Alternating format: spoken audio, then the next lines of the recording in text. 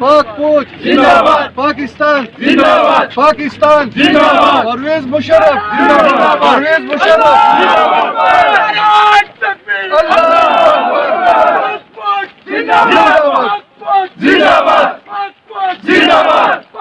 اعوذ بالله من الشیطان الرجیم بسم الله الرحمن الرحیم.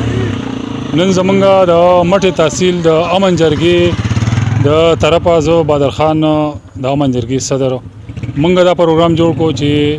په دې مخکې ورځو کې په جنرال مشرف صاحب باندې هغه کم دي چې د جج چې کم دغه کړل نو مونږ د هغې خلاف راوتي یو، مونږ د عدالتونو خلاف نه یو، مونږ د وکیلانو خلاف نه یو، مونږ د ادارو خلاف نه یو، مونږ صرف دغه یو کس خلاف دغه کړل چې د غلطه فیصله سناو کړل چې د کړل چې دا پرویز مشرف مړ شو نو دی به 3 ورځې په ډي چو کې اویزانی نو په هغه دغه باندې چې په یو قانون کې په یو مذهب کې دا خبره نشته چې کم مړ او دغه د بے حرمتي او دغه وشي نو موږ په دغه سلسله کې راوتی یو. زمونږ صرف او صرف دا کم جج چې دا کم دغه کړل هغه انتقامي کار کړل. بل خبره دا ده چې کو د سزا وته او ولا نو د پکې جنرال مشرف سیب راوسته ده نو دنه جنرال لرکا او سیب تل لرکا نو چې واځي مشرف شي نه پاغي به زمونږ د پاکستان قوم چې ده دا پاغي باندې نه خپکیږي خو چې تا سره جرنل راوسته ده او سیب دی سره راوسته ده په دې زمونږ د پاکستان عوام پاک فوج دی. بل دا چې زمونږ د پاکستان فوج دی هغه خپل دغه شته خپل عدالت شته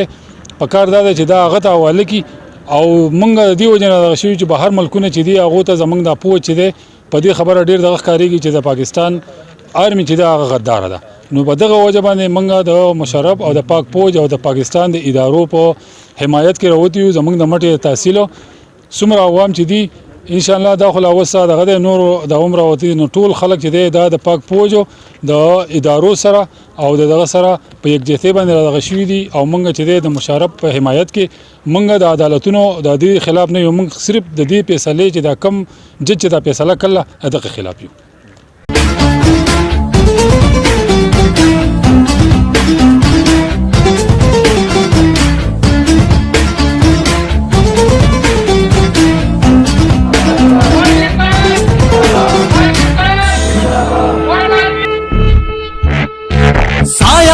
खुदाए जुलजलाल